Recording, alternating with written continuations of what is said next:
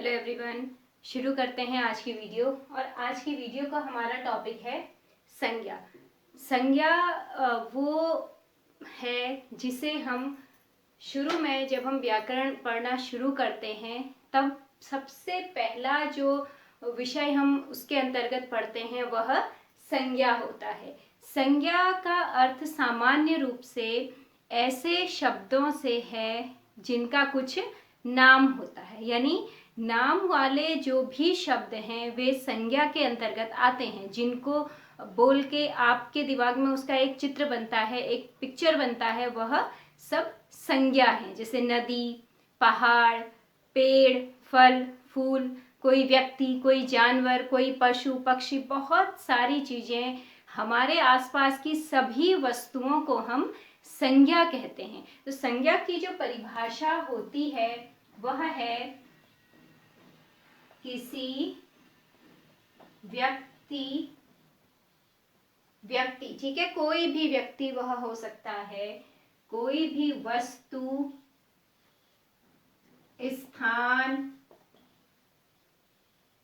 प्राणी या भाव के नाम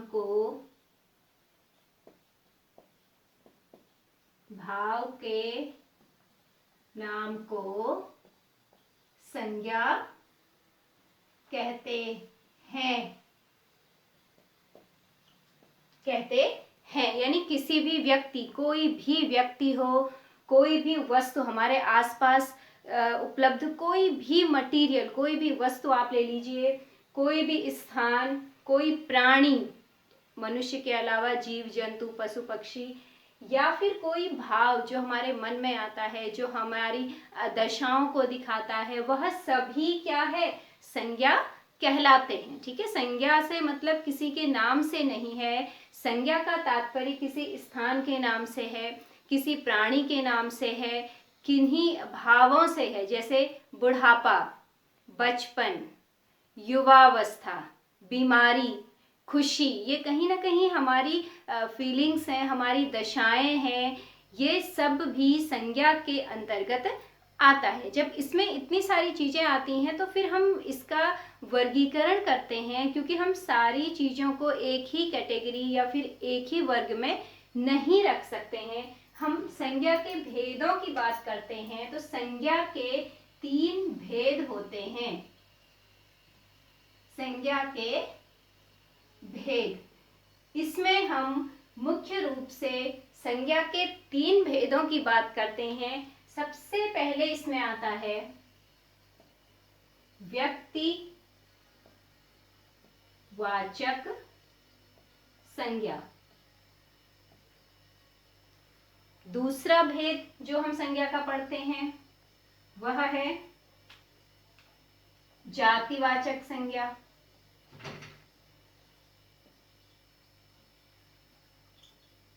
और तीसरा जो संज्ञा का भेद हम पढ़ते हैं वह हमारा होता है भाववाचक संज्ञा। भाववाचक संज्ञा, सबसे पहला भेद संज्ञा का है जातिवाचक व्यक्तिवाचक संज्ञा, दूसरा संज्ञा का प्रकार है जातिवाचक संज्ञा, और तीसरा प्रकार है भाववाचक। देखिए, कुछ पुस्तकों में ये दिया रहता है कि संज्ञा के 5 भेद होते हैं। वो 5 भेद कैसे काउंट होते हैं? देखिए, मुख्य रूप से हम संज्ञा को सिर्फ 3 भागों में विभाजित करते हैं। उसके बाद जो अन्य 2 भाग हम पढ़ते हैं, जिसमें से एक हमारा समूह या समुदायवाचक होता है, और दूसरा जो हमारा होता है वह द्रव्यवाचक संज्ञा होता है। तो ये जो दोनों भाग हैं, जिसे कहीं कहीं पर संज्ञा के मुख्य भेदों के अंतर्गत लिखा जाता है, वह जातिवाचक संज्ञा के 2 भाग हैं। वह हम ये नहीं बोल सकते हैं कि हमारी 5 प्रकार की संज्ञाएं होती हैं, व्यक्तिवाचक, जातिवाचक, भाववाचक, समुदायवाचक, द्रव्यवाचक। ये गलत है। संज्ञा मुख्य रूप से 3 भागों में विभाजित है, व्यक्तिवाचक, जातिवाचक, भाववाचक। उसके बाद व्यक्तिवाचक का कोई भाग नहीं है, इसके सिर्फ हम इसमें व्यक्तिवाचक पढ़ते हैं। भाववाचक सिर्फ हम इसमें भाववाचक पढ़ते हैं। लेकिन अगर हम जातिवाचक संज्ञा की बात करते हैं तो जातिवाचक संज्ञा को फिर से 2 भागों में विभाजित किया जाता है। पहला इसमें होता है समूह या फिर समुदायवाचक संज्ञा, और दूसरा इसमें होता है द्रव्यवाचक संज्ञा। ठीक है, तो इस प्रकार संज्ञा के मुख्य भेद 3 हैं, 2 अन्य भेद इसमें जातिवाचक संज्ञा होते हैं। ठीक है, 5 मुख्य भेद नहीं हम इसका कर सकते हैं, वो हमारा गलत उत्तर हो जाएगा। ठीक हो गया। इसके बाद देखिए, तीनों भागों की अगर हम बात करते हैं तो तीनों जो संज्ञा के भाग हैं उनमें क्या अंतर है, हम किन शब्दों को व्यक्तिवाचक में लेते हैं, हम किन शब्दों को जातिवाचक में लेते हैं, और क्या ऐसे शब्द हैं जो हमारे भाववाचक के अंतर्गत आते हैं। इन्हें हम एक एक करके पढ़ेंगे। सबसे पहले हम बात करते हैं व्यक्तिवाचक संज्ञा की। ये हमारे तीनों भेद हैं। अब एक एक करके हम इनका डिटेल जानते हैं। व्यक्तिवाचक संज्ञा की बात अगर हम करते हैं तो व्यक्तिवाचक संज्ञा से क्या तात्पर्य है। देखिए, व्यक्तिवाचक नाम से हमें क्या समझ में आ रहा है कि यह व्यक्ति से संबंधित होना चाहिए। व्यक्तिवाचक लिखा है तो इसका यह बिल्कुल भी मतलब नहीं है कि हम इसमें केवल व्यक्तियों का नाम पढ़ेंगे, नहीं। नाम इसका व्यक्तिवाचक है, लेकिन हम इसके अंतर्गत सिर्फ व्यक्ति नहीं पढ़ते हैं, बल्कि व्यक्तिवाचक संज्ञा उन शब्दों में होती है जो किसी विशेष, पूरी परिभाषा हमारी वही रहती है, किसी विशेष व्यक्ति, वस्तु, स्थान या प्राणी का बोध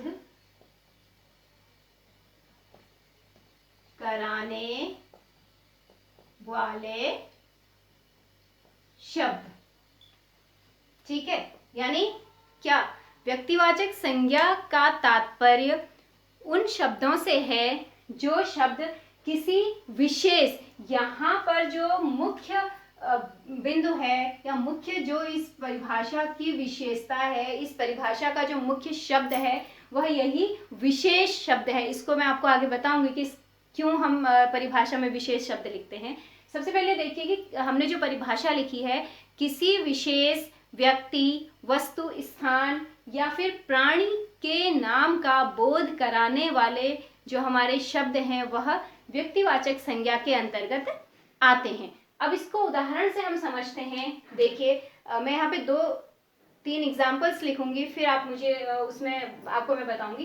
पहला लिखा है, मेरे पास कुछ फल है। दूसरा मैं लिखती हूं इसमें, मेरे पास अनार है। ठीक है, वह शहर गया।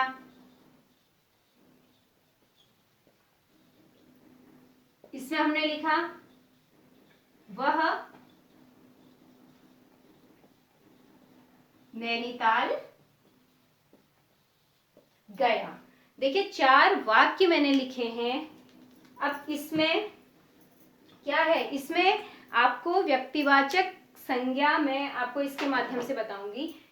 पहला जो वाक्य लिखा है उसमें हमने लिखा है कि मेरे पास कुछ फल हैं। सबसे पहले संज्ञा पहचाननी आनी चाहिए। देखिए, संज्ञा की जो सबसे महत्वपूर्ण पहचान है वो ये है कि अगर आप किसी भी संज्ञा शब्द को बोलते हैं तो कहीं ना कहीं उसका एक विजुअलाइजेशन आपको होता है, एक चित्र उसका आपके दिमाग में बनता है। जैसे हमने बोला पेड़, पशु, पक्षी, फ्रिज, टीवी, फोन, लड़की, लड़का, बाजार, ये सब का नाम हम लेते हैं तो हमारे सामने इन सब का एक चित्र समझ में आता है, एक चित्र हमें इनका एक दिमाग में हमारे बनता है। तो पहले उदाहरण में देखिए, मेरे पास कुछ फल हैं। अब इसमें आप एक एक शब्द को देखिए तो मेरे मतलब हम अपने लिए बोल रहे हैं, पास कुछ फल हैं। फल जो शब्द है यह हमारा यहाँ पर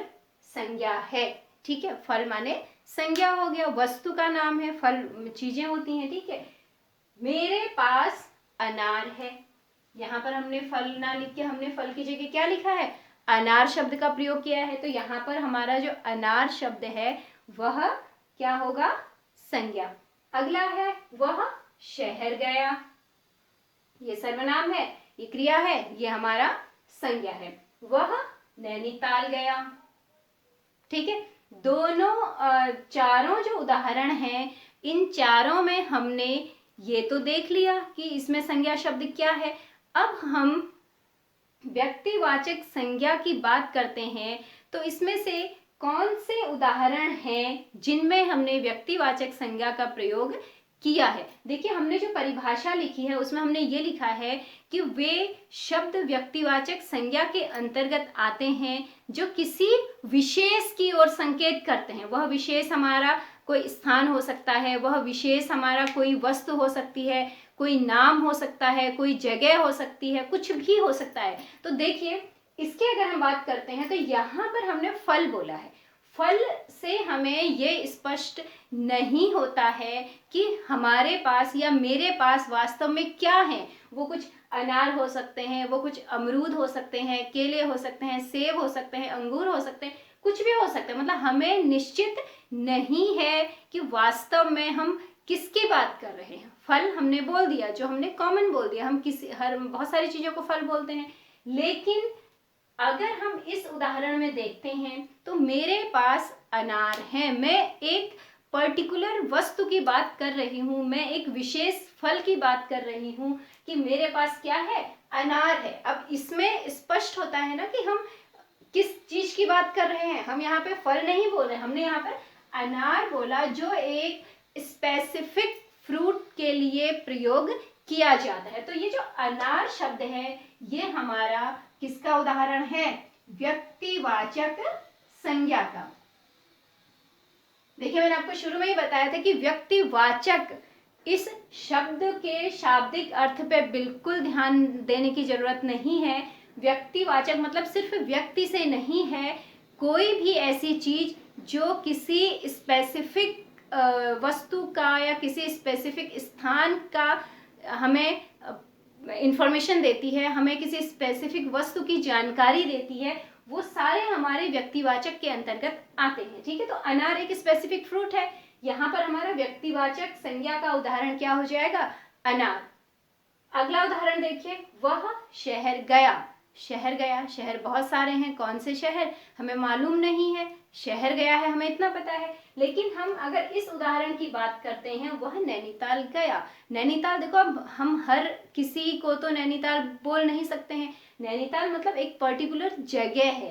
तो ये जो शब्द है ये भी क्या है, हमारा व्यक्तिवाचक संज्ञा है, व्यक्तिवाचक संज्ञा, ठीक है। क्यों, क्योंकि ये किसी स्पेसिफिक चीज के लिए हमने प्रयोग किया है। जैसे नैनीताल हम किसी भी शहर को नहीं बोल सकते, सिर्फ हम नैनीताल को नैनीताल कहेंगे। वैसे हम अनार हर किसी फल को नहीं कह सकते हैं, अनार माने सिर्फ अनार से है, ठीक है। अब देखिए, इसी के साथ एक और चीज इसमें आ जाएगी, पूरी परिभाषा में इसकी नहीं मिटाऊंगी। देखिए, थोड़ा सा इसमें परिवर्तन करके हम इसको जातिवाचक संज्ञा की परिभाषा के रूप में लिख सकते हैं।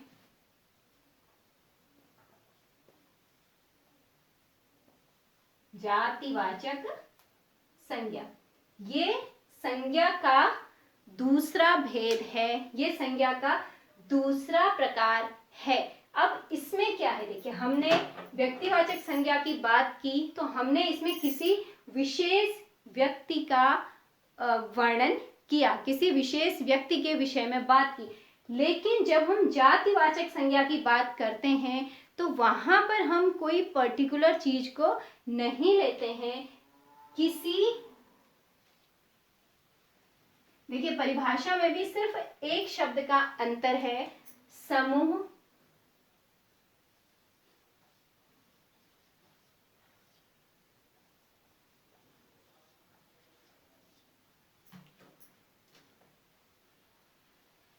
किसी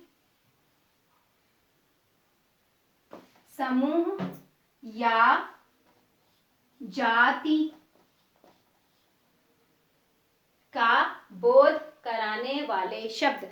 यानी जातिवाचक संज्ञा में हम किन की बात करते हैं? जातिवाचक संज्ञा में हम उन शब्दों को लेते हैं जो किसी स्पेसिफिक की बात नहीं करते हैं, बल्कि पूरे के पूरे समूह की बात करते हैं। देखिए व्यक्तिवाचक संज्ञा को हमारे बहुत सारे जो स्टूडेंट्स होते हैं या फिर हमारे जो बाकी बच्चे जो और एग्ज़ाम्स की तैयारी करते हैं, मोस्टली वो इंग्लिश मीडियम स्कूल्स वाले होते हैं, तो उन्हें थोड़ा सा हिंदी और इंग्लिश को कोरिलेट करके अगर बताया जाता है तो चीज़ें जल्दी समझ में आती हैं। तो व्यक्तिवाचक संज्ञा यानी पर्सनल नाउन हम जिसे इंग्लिश में पढ़ते हैं, वही हमारा हिंदी में व्यक्तिवाचक संज्ञा के नाम से जाना जाता है। अब व्यक्तिवाचक संज्ञा बोलते हैं। जातिवाचक संज्ञा यानी क्या? Collective noun. कलेक्टिव मतलब जहां पर हम कलेक्शंस की बात करते हैं, जहां पर हम समूह की बात करते हैं, वही चीज हमारी हिंदी में भी है। तो हिंदी में हम उसकी जो परिभाषा लिखते हैं वो आती है कि वे शब्द जो किसी व्यक्ति, वस्तु, स्थान के समूह का बोध कराता है, वे शब्द हमारे जातिवाचक संज्ञा कहलाते हैं। अब जो आपको मैंने पहले वाले संज्ञा के टाइम पे जो उदाहरण लिखे थे, इसी में जातिवाचक संज्ञा के उदाहरण भी हैं। कैसे? देखिए ये हमारा संज्ञा शब्द है, ऑलरेडी मैं आपको बता चुकी हूँ कि इसमें हमारे क्या क्या संज्ञा शब्द हैं। अब एक और चीज ध्यान दीजिए, किसी शब्द में एक ही प्रकार की संज्ञा हो सकती है, ठीक है? ऐसा नहीं है कि कहीं पर आप उसे जातिवाचक संज्ञा ले लो, कहीं पर आप उसे व्यक्तिवाचक ले लो, ऐसा नहीं होता है। कोई शब्द अगर व्यक्तिवाचक संज्ञा के अंतर्गत आता है तो वो केवल व्यक्तिवाचक के अंतर्गत ही आएगा, और कोई शब्द यदि हमारा जातिवाचक संज्ञा के अंतर्गत आता है तो वह केवल जातिवाचक संज्ञा के लिए प्रयोग किया जाएगा। जैसे हमारे इनमें ये दो उदाहरण हमारे व्यक्तिवाचक के हैं, तो अब बिल्कुल भी ये पॉसिबिलिटी नहीं है, ये बिल्कुल भी संभव नहीं है कि हम इन दो शब्दों को संज्ञा के और प्रकार में भी लिखें, ठीक है? ऐसा नहीं हो सकता है। अब हम बात करते हैं जातिवाचक संज्ञा की। देखिए पहला जो वाक्य था, इसमें मेरे पास कुछ फल हैं। इसमें देखिए फल एक ऐसा शब्द है जो हमने किसी एक के लिए प्रयोग नहीं किया है। जैसे मैंने आपको पहले भी इसे एक्सप्लेन किया कि फल माने हमारे पास कुछ भी हो सकता है। फल की बात हम करते हैं, हम आम, केला, सेब, अनार, बहुत सारे जो भी हैं, कुछ भी हो सकता है फल। यानी ये किसी एक की जानकारी नहीं दे रहा है, बल्कि इस शब्द से हमें एक समूह का पता चल रहा है, एक ग्रुप का पता चल रहा है। तो हमारा जो ये फल शब्द है, ये हमारा किस में आएगा? जातिवाचक में आएगा। यानी फल के अंतर्गत हम किसी भी नाम को लिख सकते हैं, कोई भी चीज हम इसमें ले सकते हैं। वही शहर के लिए भी है, ठीक है? हमने सिर्फ शहर यानी कौन सा शहर है इसकी जानकारी नहीं मिल रही है, बस इतना हमें पता चल रहा है कि वह कोई एक जगह है। तो ये शहर भी क्या है? कॉमन प्रयोग किया जाता है, कॉमन नाउन इसको बोलते हैं, कॉमन हम इसको प्रयोग करते हैं। तो ये हमारा क्या है? ये भी जातिवाचक संज्ञा के अंतर्गत आता है। कॉमन नाउन, पर्सनल नाउन व्यक्तिवाचक संज्ञा, कॉमन नाउन जातिवाचक संज्ञा। उसके बाद भाववाचक की बात अगर हम करते हैं तो वो कौन सा होता है? अब्स्ट्रैक्ट नाउन, ठीक है? भाववाचक संज्ञा को बोलते हैं अब्स्ट्रैक्ट नाउन। और जातिवाचक के जो दो भाग हैं, समुदायवाचक को हम बोलते हैं कलेक्टिव, समूह बताता है, और द्रव्यवाचक जो उसका एक भाग होता है उसे हम बोलते हैं मटीरियल नाउन, ठीक है? ये 5 संज्ञाएं, 3 संज्ञा और 2 उसके जातिवाचक के उपभेद, पांचों को हिंदी में और इंग्लिश में क्या बोलते हैं ये मैंने आपको बताया है। इस के द्वारा आपको समझने में इजी हो जाएगा, ठीक है? तो ये 4 एग्जाम्पल्स में दो व्यक्तिवाचक के उदाहरण हैं और दो वाक्य हमारे जातिवाचक संज्ञा के उदाहरण बनते हैं। ठीक है, अब हम बात करते हैं जातिवाचक संज्ञा के भेदों की।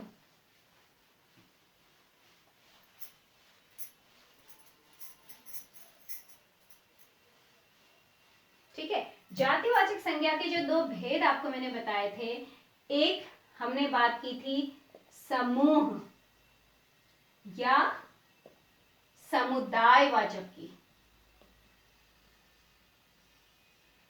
पहला प्रकार कौन सा है? समूह या समुदायवाचक। और दूसरा जो इसमें हम पढ़ते हैं वो हम पढ़ते हैं द्रव्यवाचक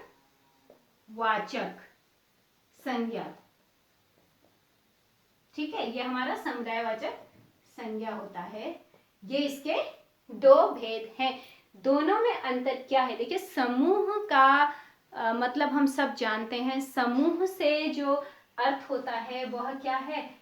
कोई दल, कोई ग्रुप, जिसको हम बोलते हैं, ठीक है, ग्रुप हम उसको बोलते हैं। यानी समुदायवाचक और द्रव्यवाचक का जब हम अंतर की बात करते हैं तो इसमें मुख्य रूप से ये अंतर होता है कि समुदायवाचक में हम उन वस्तुओं को लेते हैं जो क्या होती हैं, जिनकी हम गिनती कर सकते हैं, जो हमारी काउंटेबल चीजें होती हैं। जैसे हमने बात की कक्षा, कक्षा हम बोलते हैं ग्रुप ऑफ स्टूडेंट्स, जहाँ पे बहुत सारे विद्यार्थी बैठते हैं। तो कितने हम इनको गिन सकते हैं ना। एक क्लास में 40 बच्चे हो सकते हैं, 50 हो सकते हैं, 30 हो सकते हैं, 100 हो सकते हैं। गिनने वाली चीजें हैं। तो ये हमारा जातिवाचक संज्ञा के समुदायवाचक के अंतर्गत आता है। दूसरा एग्जाम्पल इसका ले लीजिए, सेना।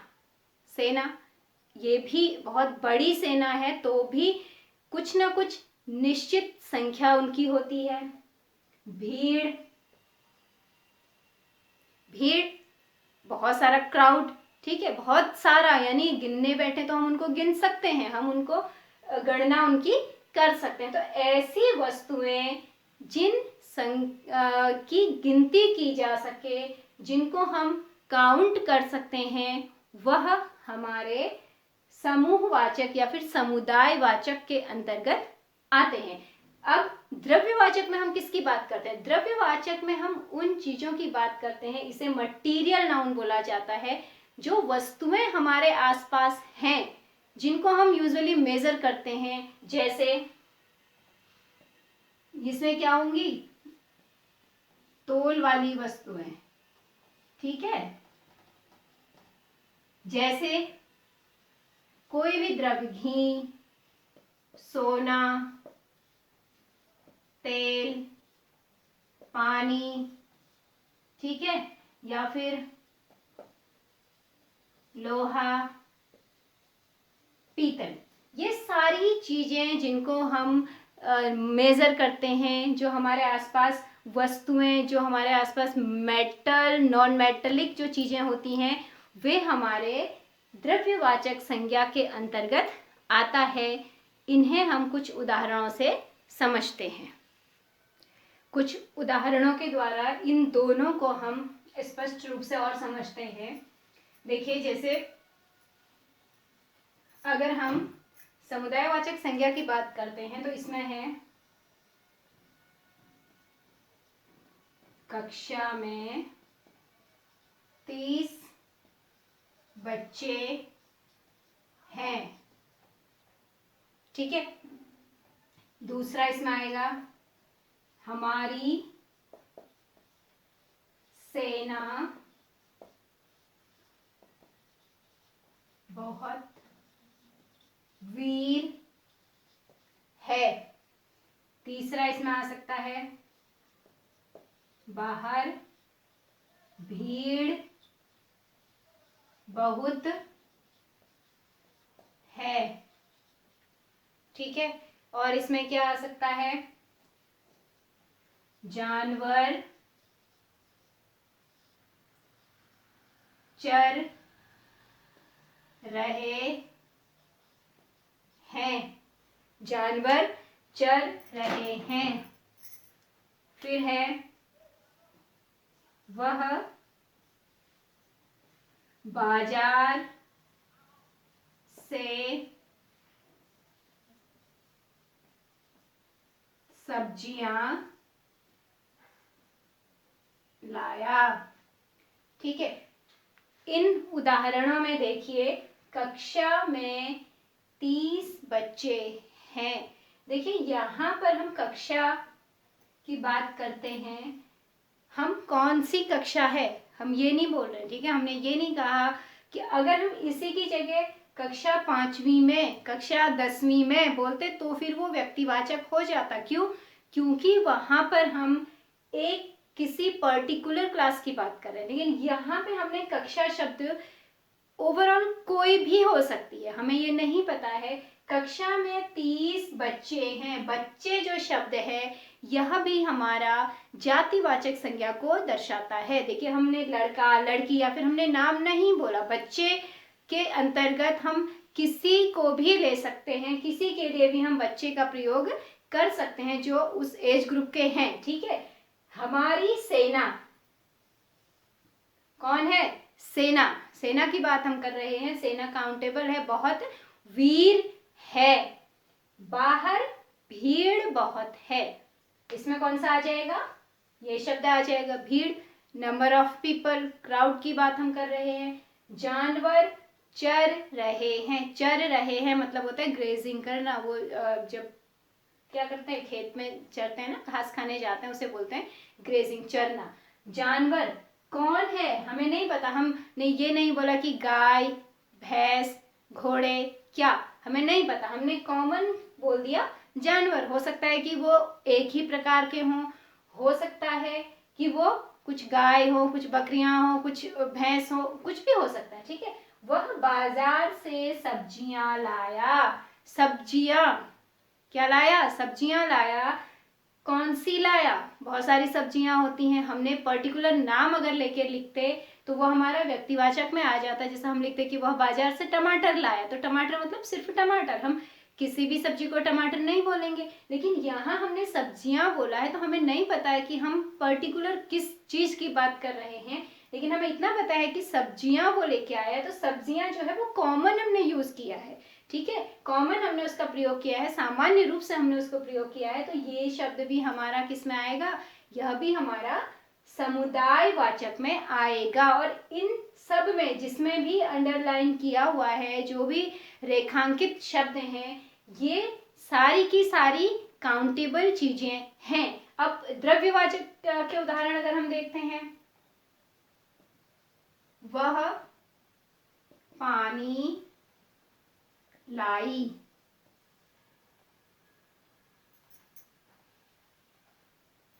लाई यो वाला आएगा। ठीक है, दूसरा है उसने घी खरीदा। यह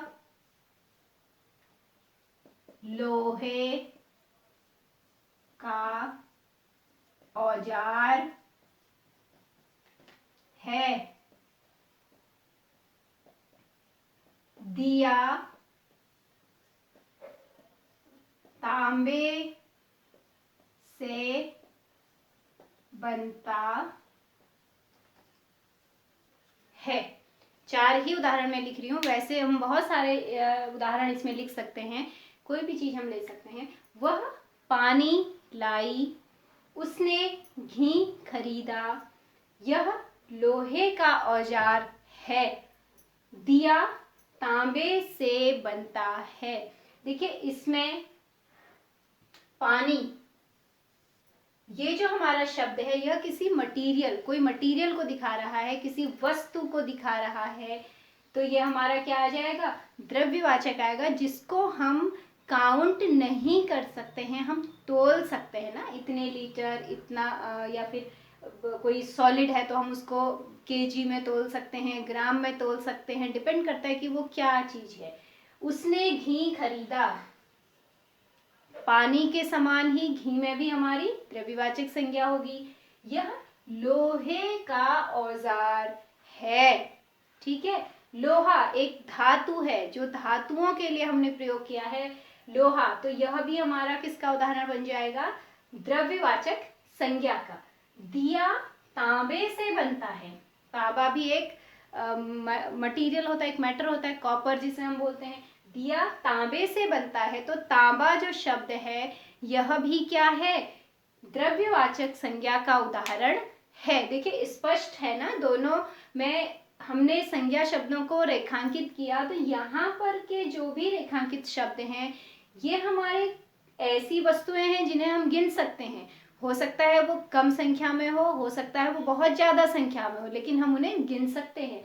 वहां पे हमने जो उदाहरण लिखे हैं उसमें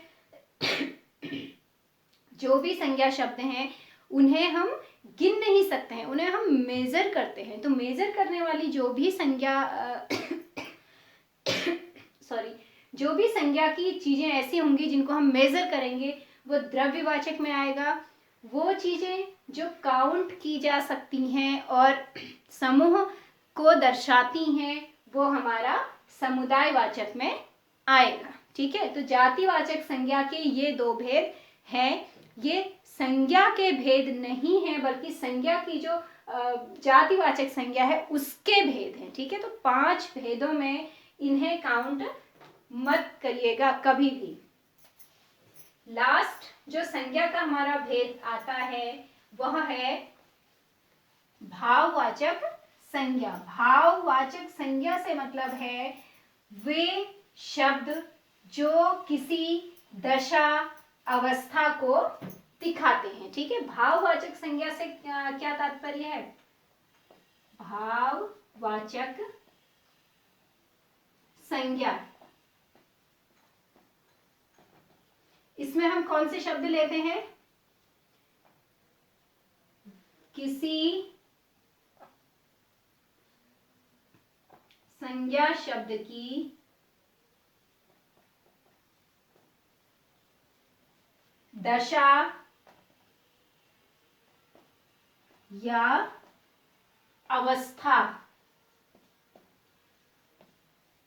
को बताने वाले शब्द।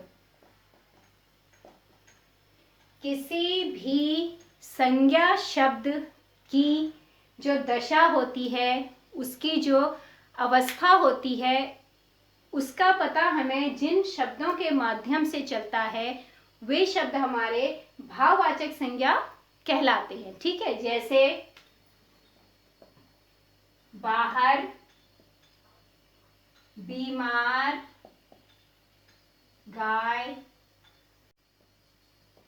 खड़ी है। ठीक है, देखिए अगर हम दशा की बात कर रहे हैं तो हम किसकी दशा की बात कर रहे हैं वह भी उसमें आएगा, या तो संज्ञा के रूप में आएगा या फिर सर्वनाम के रूप में आएगा। हम खाली बीमार है नहीं कह सकते ना, वो स्पष्ट अर्थ नहीं देता है। अब यहाँ पे देखिए हमारे पास दोनों संज्ञाएं साथ में आई हैं। गाय ठीक हो गया, व्यक्तिवाचक संज्ञा है, गाय पर्टिकुलर जानवर है।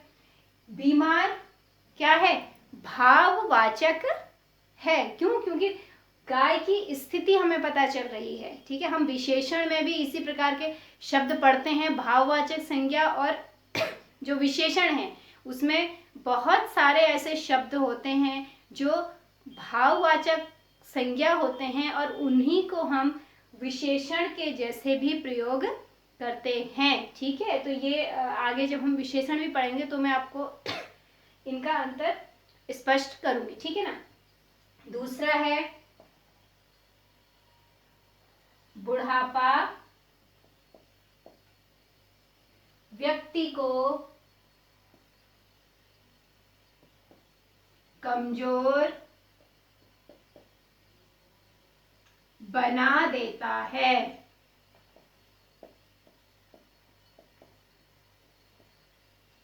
इस उदाहरण की अगर हम बात करते हैं, हमने लिखा कि बुढ़ापा व्यक्ति को कमजोर बना देता है, तो इसमें भी हमारे दो ऐसे शब्द हैं जो भाववाचक संज्ञा को दिखाते हैं। एक तो ये भी भाववाचक संज्ञा, देखो यहाँ पर भी मैं इसको सर्कल कर दे रही हूँ, तो सर्कल मतलब भाववाचक है, ठीक है। बुढ़ापा किसे, व्यक्ति को, व्यक्ति हमारा कोई भी व्यक्ति हो सकता है, तो व्यक्ति हमारा यहाँ पर कॉमन नाउन के जैसा प्रयोग हुआ है, ठीक है। किस व्यक्ति की, हमने किसी एक पर्टिकुलर व्यक्ति की बात नहीं करी है, हमने ऐसा नहीं बोला है कि बुढ़ापे ने रमेश को कमजोर बना दिया। अगर हम ये लिखते हैं तो रमेश हमारा व्यक्तिवाचक में आ जाएगा, लेकिन यहाँ पर हमने व्यक्ति बोला, हमने कॉमन किसी भी व्यक्ति की बात हम यहाँ पे ले सकते हैं। तो बुढ़ापा व्यक्ति जो हमारा होगा वो यहाँ पर जातिवाचक संज्ञा की भांति प्रयोग किया गया है, को कमजोर बना देता है।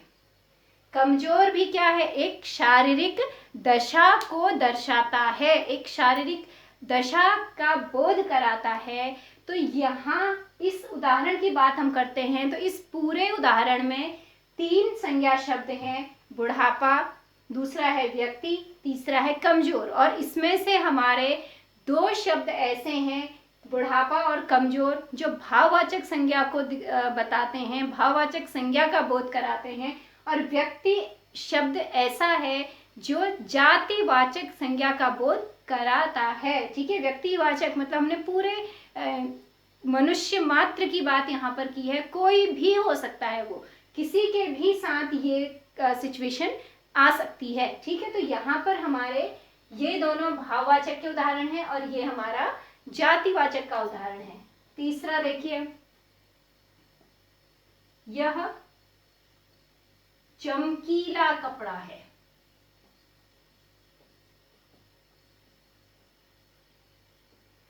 इसमें भी देखिए, कपड़ा वस्तु हो गया, तो ये हमारा जो कपड़ा शब्द है, ठीक है, ये जातिवाचक की तरह प्रयोग किया है।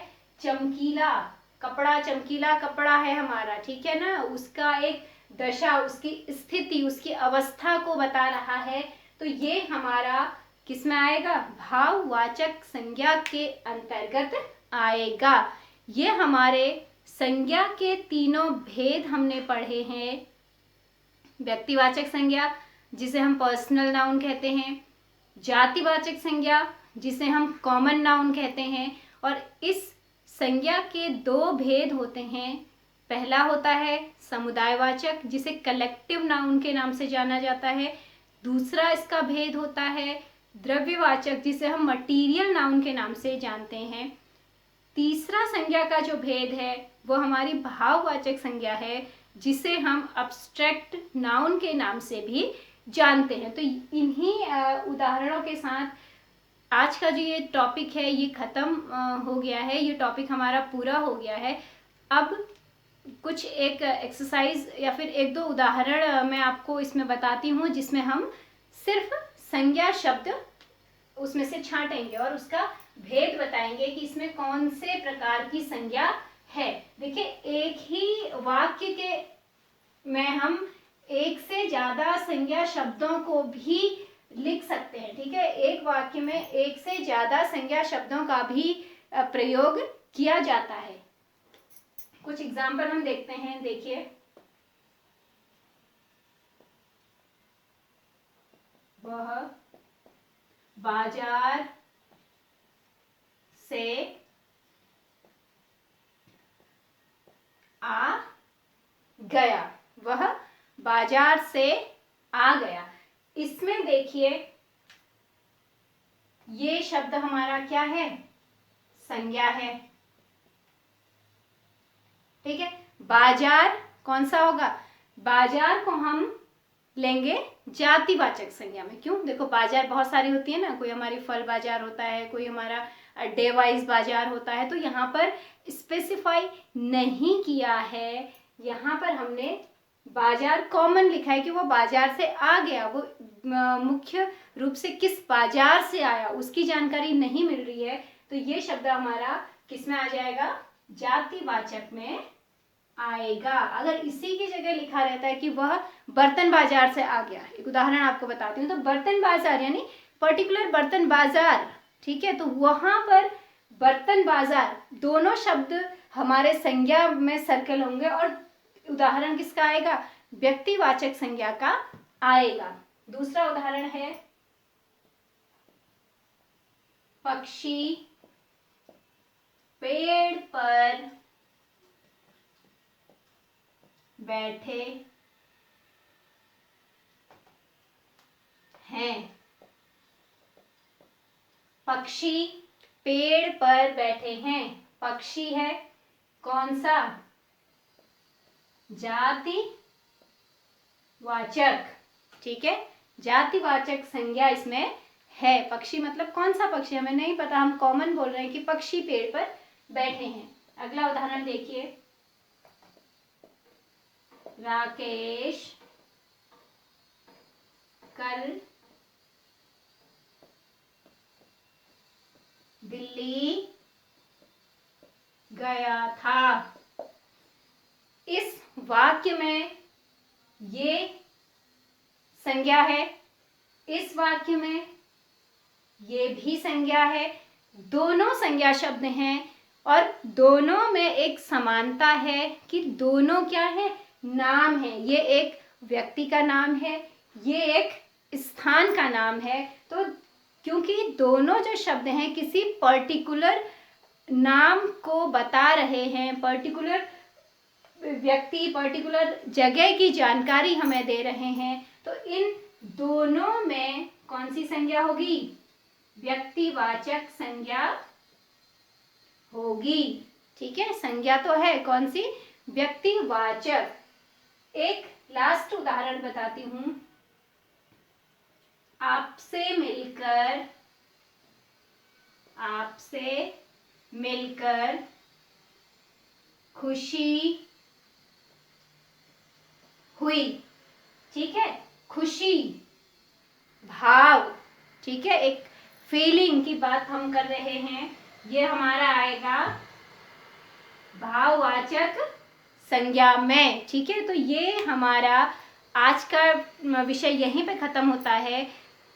इसके जो भी प्रकार हैं उसको ध्यान से देखिए और कुछ एग्जाम्पल्स देखो। संज्ञा हमें हर जगह मिलता है, तो कहीं से आप कुछ एग्जाम्पल लिखिए या खुद से कुछ उदाहरण लिखिए, कुछ वाक्य लिखिए और उसमें से संज्ञा शब्दों को ढूंढने का प्रयास कीजिए और उसके भेदों को समझने का प्रयास कीजिए। नहीं आता है तो आप दोबारा से पूरा जो भी लेक्चर है, पूरा जो भी वीडियो है उसको देखिए। उसमें आपको समझ में आएगा कि किन चीज़ों को हम व्यक्तिवाचक में लेते हैं, किन चीज़ों को हम जातिवाचक में लेते हैं और किन्हें हम भाववाचक में लेते हैं। तो आपका जो भी इस टॉपिक संज्ञा से संबंधित जो भी आपकी डाउट्स होंगे, जो भी आपकी परेशानियां होंगी, उसका उत्तर आपको इसमें मिल जाएगा। Thank you and have a good day.